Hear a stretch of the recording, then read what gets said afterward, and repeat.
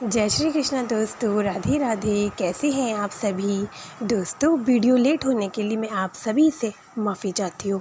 Actually मेरी इतनी तबीयत ख़राब हो गई थी कि मैं एक भी रिकॉर्ड नहीं कर पाई स्टोरी। उसके लिए आप सभी से सॉरी कहती हूँ। चलिए आज मैं आपको सुनाती हूँ एक कपल की स्टोरी, मतलब एक पति पत्नी थे उनकी स्टोरी।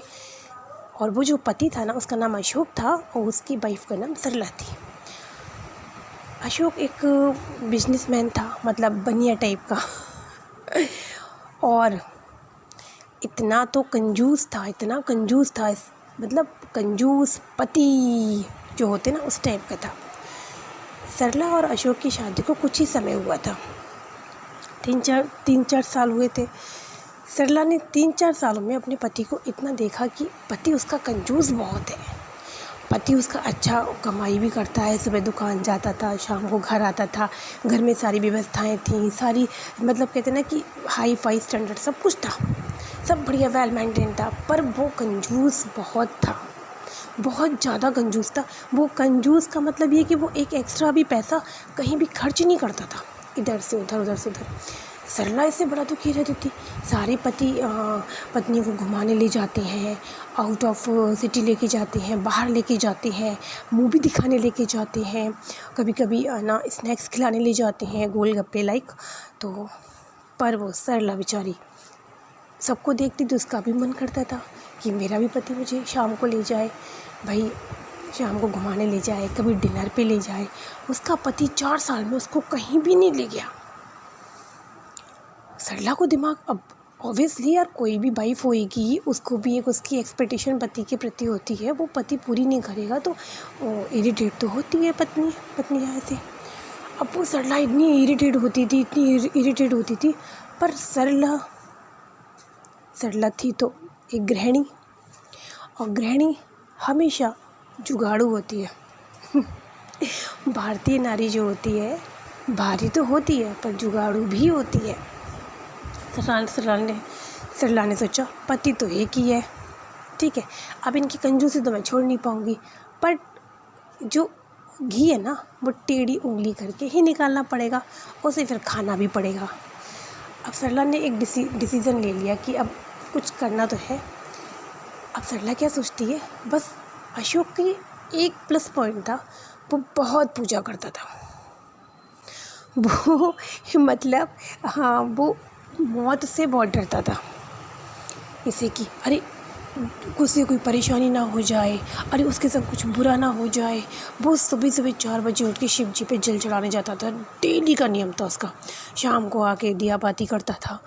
मतलब सरला उतनी ही पूजा करती थी क्योंकि वो घर के पूरे काम करती थी, उसको जितना समय मिलता था उतनी वो पूजा नहा धो के कर सकती थी, उतनी कर लेती थी। पर यार अशोक तो भैया बहुत पूजा करता था, शिव जी का सबसे बड़ा भक्त था। सरला बहुत दिन से सोच रही थी कि यार ये तो पति ना घुमाने लेके जाता है ना कुछ, और पैसे भी उतने नहीं देते कि 10 रुपये के मैं गोलगप्पे भी जाके खा के आ जाऊँ। सरला सोचती है चलो कुछ ना कुछ तो मुझे करना पड़ेगा। तो 1-2 दिन बाद क्या होता है, सरला अपना नाटक करती है कि मेरे सर में बहुत दर्द हो रहा है और ये तबीयत सही नहीं है मेरी। और सरला अपने पति के सामने झूठ मूठ को गिर पड़ती है। भाई थी तो वो नारी है, भारतीय नारी क्या वो कोई भी नारी हो, कहते ना कि शराब में पड़े हो, शराब में लिप्त जो पति होता है उसको भी वो झेल लेती है, और अपने पे आ जाए तो अरबपति करोड़पति पति को भी छोड़ देती है। तो सरला अपने एडजस्टमेंट कर लेती है क्योंकि उसको ये पता था कि अगर मेरा पति कंजूस है तो उसमें बाकी की ऐप तो कुछ भी नहीं है, बस एक ऐप है, ये अनलिमिटेड कंजूस है।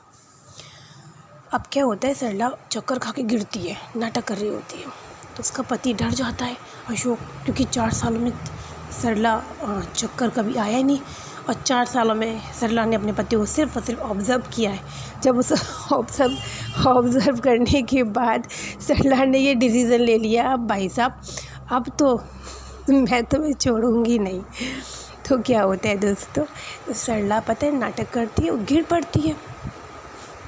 गिरते वक्त भी सोचती हाय राम मेरी चोट कहाँ, इतनी तेज़ उसकी चोट लगती कमर में, कहती हाय हाय वो ज़्यादा तेज़ में गिर गई। उसका पति कहता है सरला क्या हुआ। तो सरला कहती है थोड़ी देर बाद पानी वानी डालता है। सरला एक्टिंग करने के बाद एक मिनट बाद 2 मिनट बाद सरला की आंखें खुलती हैं। वो डर जाता है कि मैं डॉक्टर को लेने जाऊं, तब तक सरला अपनी आंखें खोल लेती है, क्योंकि सरला को पता था डॉक्टर आएगा तो डॉक्टर के कहने तो फिट है, she is very fit and fine. तो क्या होता है कि सरला तुम्हें क्या हो गया, तुम्हें तो चलो डॉक्टर के चलो, और मतलब ऐसी ही परेशानी है, तुम चलो। कहती नहीं डॉक्टर क्या मत जाओ। वो क्या था ना, मुझे ना परसों एक सपना आया था, तुम्हारे भोलेनाथ जी दिखाई दिए मुझे जहाँ तुम जाते हो जल चढ़ाने। कहती हैं हाँ, और ये कहा भोलेनाथ जी ने कि तुम्हारे पति पे तो भयंकर खतरा मंडरा रहा है। और तो कहता है, उसका पति कहता है अच्छा खतरा मंडरा रहा है।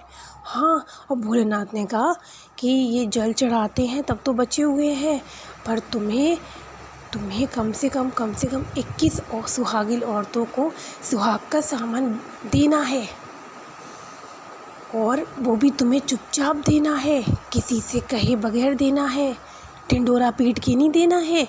ये सुहाग का सामान तुम्हारे सुहाग की लंबी आयु रखेगा। और अब तुम्हें पति की लंबी आयु चाहती हो तो सरला तुम 21 औरतों को सुहाग का सामान पूरा, साड़ी बिछुए चांदी के सब कुछ 21 औरतों को चुपचाप बांट के आओ, और किसी को कानो कान खबर नहीं होनी चाहिए, क्योंकि ये तुम गुप्त दान करोगी, जो कि तुम ढिंडोरा पीट के नहीं करोगी कि हाँ हम सुहागिन औरतों को दान कर रही हैं। तुम जिसको देना चाहती हो उसको जाओ, 21 औरतें जहाँ भी तुम्हारी हो, जो भी हो, गरीब हो, कैसी भी हो, भिखारिन हो, कैसी भी हो, पर सुहागिन होनी चाहिए, उनको तुम सुहाग का सामान और 250 ग्राम मिठाई रख के सबको तुम्हें देना होगा, वरना तुम्हारा पति के संग कुछ भी हो सकता है। अब तो उस पति अशोक की तो हवाइयाँ उड़ जाती हैं, टनटनान घबराहट के मारे। अरे भैया ये क्या हो गया, अरे मैं तो जल चढ़ाने जाता हूँ, भोलेनाथ जी ने मुझे दर्शन नहीं दिए तो तुझे दर्शन दे दिए। बोले अरे तुम सुहागिन थोड़ी ना हो, सुहागिन तो हम हैं। अब औरतों की बात तो औरतें जानेंगी, है ना। तो भगवान जी ने, भोलेनाथ जी ने तुम्हें सपना नहीं देके मुझे सपना दिया, और बोले जब तक तुम नहीं करोगी तब तक तुम्हें चक्कर आएंगे, तुम कुछ कर ही नहीं पाओगी। तो बताओ क्या करें। कहते अशोक के ऊपर मौत का साया देखकर, अशोक अपने ऊपर मौत का साया देखकर अशोक की हवाइयाँ उड़ गईं डर के मारे, मतलब टै निकलते बची। अब क्या होता है, अशोक तुरंत सरला से कहता है कितने रुपए खर्च होंगे। बोले चलो मैं तुम्हें दिला के लाता हूँ। कहती नहीं, भोलेनाथ जी ने कहा है तुम्हें चुपचाप देना है, चुपचाप लेना है, किसी से कहने की कोई ज़रूरत नहीं है। तो कहते हैं कि अच्छा मतलब तुम हमें पैसे दे दो और हम जाके चुपचाप आज जाएंगे, सामान ले आएंगे, और चुपचाप 21 औरतें हमने देखो हमारी नज़र में है, हम सबको दे आएंगे, और चुपचाप देना है। कहते अच्छा। तो बोले कितना का क्या, और हाँ, उन्होंने, भोलेनाथ जी ने ये कहा था कि 16 श्रृंगार पूरे रखने हैं, विद साड़ी के, कपड़े के, 250 ग्राम मिठाई अलग रखनी है ना, और चप्पलों से लेकर सब उनको दान देना है, जो सुहागनों का होता है सब अच्छी तरीके से दान देना है, और 5 कपड़े हर उसमें, एक में 5 कपड़े। कहते अच्छा, तो मैं तुम्हें कितना दे दूँ सरला, कितने में काम चल जाएगा। और हाँ, भोलेनाथ जी ने ये भी कहा है अच्छा सामान लेना, सस्ता मद्दा नहीं, कायदे का, जो कि औरतें पहने तो खुश होके ये बोलें कि तुम अखंड सौभाग्यवती हो, और तुम्हारे पति की आयु बहुत लंबी जाएगी, 100 साल तक जीवित रहेगा, 100 साल से भी ऊपर जीवित रहेगा। कहती अच्छा, उसके पति लंबी आयु के लिए कुछ भी कर सकता था। तो कहते अच्छा, तो मैं तुम्हें कितने रुपए दे दूँ। कहती अब तुम देख लो भाई, तुम 100-200 की तो साड़ी आएगी नहीं, 1000 या 1500 से कम की साड़ी मैं क्या लूँगी तुम्हारे लिए। 1-1500 मैं मेरे पास होते तो मैं कहो तो मैं अपने गहने बेच दूँ, तब मैं साड़ी ले लूँ तुम्हारे लिए तो मैं सब कुछ करने को तैयार हूँ स्वामी। और तुम तुम पर नहीं है। नहीं बोले नहीं, मेरे पास बहुत कुछ है। तो अशोक उसे 25,000 रुपये देता है। कहता है कि ले 25,000 रुपये लो, और तुम साड़ी 1,500 की नहीं, तुम साड़ी 2,500 की लेकर आना। 2.5 की नहीं तो तुम साड़ी है ना वो 25,000 रुपये देता है। तो कहती है 25,000 रुपये तुम दे रही हो, 25,000 में 2,500 की अगर एक साड़ी आ जाएगी तो प्रॉब्लम हो जाएगी, ऐसे तो काम नहीं चल पाएगा। तो कितना चाहिए? बोले कम से कम 2,500 की साड़ी लूँगी, तो हिसाब तुम कर लो, तुम तो खुद बनी हो। तो कहता अरे हाँ तो कम पड़ जाएंगे। हाँ बोली, तो उसको सीधे 50,000 रुपये दे देता है। कहता इससे काम चल जाएगा? बोली हाँ अब काम चल जाएगा। सरला के चेहरे में वो खुशी थी, ज़िंदगी में 4 साल से उसको 10 रुपये का नोट भी उसको नसीब नहीं हुआ, कहाँ उसको 50,000 रुपये मिल गए। कहती है जय हो भोलेनाथ, तुम्हारी जय हो। तो क्या करती है, 50,000 कहती आज ही जाओ तुम और आज ही सब। बोले हाँ मैं कर लूँगी, मैं आज सारे काम निपटा दूँगी। आने में अगर लेट हो जाए मुझे तो तुम है ना एक चाबी लेके जाना। तुम हो सकता है जल्दी आ जाओ, 7 बजे आ जाओ, तो हम बाज़ार भी जाएंगे, देकर भी आएंगे, हमें देर भी हो जाएगी। बोले सरला तो तुम कुछ खा तो लेना। बोले नहीं, भोलेनाथ जी ने कहा है कुछ खाना नहीं, जब तक तुम्हें देना नहीं है तब तक तुम्हें कुछ खाना नहीं है, इसीलिए तो मुझे चक्कर आ रहे थे। भोलेनाथ जी ने कहा था तब तक तुम्हें चक्कर भी आएंगे, पहले मुझे एक आज काम निपटाने दो। अशोक बड़ा खुश हो गया, चलो ठीक है। बोले तुम आज करे आना, सरला भूलना नहीं, करे आना। कहती जाओ जाओ। वो अपना टिफ़िन लेके निकल जाते हैं। अशोक सरला ऐसे फिर दरवाज़ा बंद करके ऐसे डांस करती हैं, ऐसे डांस करती हैं, ऐसा डांस करती हैं, कथक भरतनाट्यम सारे डांस कर लेती हैं। 50,000 50,000 कहती thank you Bholenath ji, thank you. इस आदमी को इतना आपकी पूजा पाठ करता है, थोड़ी बुद्धि दे दो कि पत्नी के संग पत्नी को घुमाना फिराना भी एक पति का कर्तव्य होता है। चल भाई तू नहीं जाएगा अकेला तो मैं जाऊंगी अकेली। फिर वो उस दिन क्या करती है, आराम से जाती है बाज़ार। पहले तो भोलेनाथ जी के ऊपर 101 रुपये चढ़ा के आती है। कहती है आपके धन्यवाद भोलेनाथ, आप ही के कारण, आपका नाम लेने के कारण मुझे 50,000 मिल गए। अब वो 50,000 अपनी सेविंग में जमा कर लेती है। उस दिन सरला मैडम जाती हैं 3 से 6 पिक्चर देखने के लिए और खूब पिज़्ज़ा बर्गर खा के आती हैं, जो उन्होंने 4 साल में कभी नहीं खाया, सिवाय घर के खाने के कभी नहीं खाया। पिज़्ज़ा बर्गर खाती हैं आराम से और इतना एंजॉय करती हैं। मूवी देखने जाती हैं, खूब मूवी अच्छी से आती है। कहती है अब तो मैं हर शुक्रवार को पिक्चर देखा करूँगी, पहला शो देखने आया करूँगी, अब वो भी 12 से 3 आया करूँगी। तब तक ये जो 7 बजे आते हमारे पतिदेव और हम 12 से 3 पहला शो देखने आया करेंगे। सरला उस दिन इतना एंजॉय करती है, बाहर से खा पी के आती है खूब मज़े में और इतना खुश रहती है दोस्तों कि कि वो उसके चेहरे पे जो 4 साल से हंसी नहीं आई थी ना, जो अंदरूनी हंसी दबी हुई थी ना, कहते ना कि जो सब कुछ अच्छा था उसके संग में, पर जो उसकी अंदरूनी खुशी और हंसी थी ना वो दब गई थी, वो बाहर निकल नहीं पा रही थी।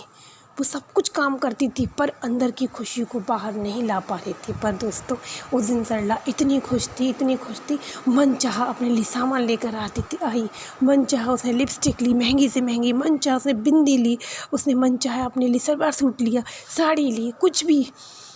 सूट पहनती थी तो सूट भी लिया उसने, साड़ी भी ली उसने। मतलब उसने अपने मन की जो वो चाहती थी ना पिछले 4 साल से कि मैं शादी के बाद इस तरीके से रहूं, ये इस तरीके कलर का कपड़ा पहनूं, ये इस फैब्रिक का कपड़ा पहनूं, इस तरीके से चूड़ियाँ पहनूं मैचिंग की, सब कुछ ले आती है। उस दिन सरला अपने ऊपर मान के चलिएगा चप्पलें, जूते अच्छे स्टाइलिस्ट सब ले आती है।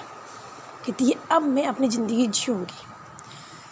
और फिर शाम को आते आते उसको खा पी के आती है और आते आते उसको 7:30 8 बज जाता है।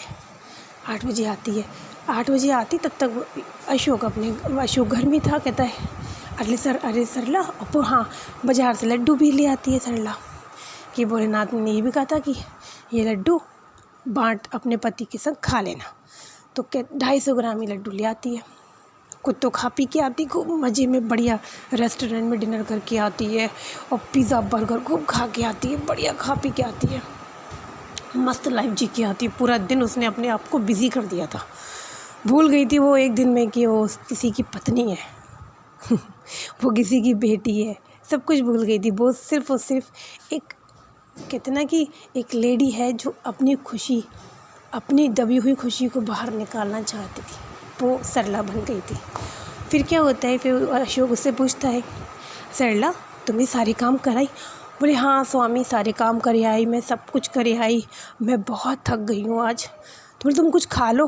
बोले नहीं, अब मैं कल ही कुछ खाऊंगी। अब ये प्रसाद जो भोलेनाथ जी ने ये भी कहा था कि 250 ग्राम प्रसाद घर में भी लेकर आना है, तो ये आप खा लो थोड़ा, एक लड्डू मैं खा लूँगी, बस अब मैं बहुत थक गई हूँ।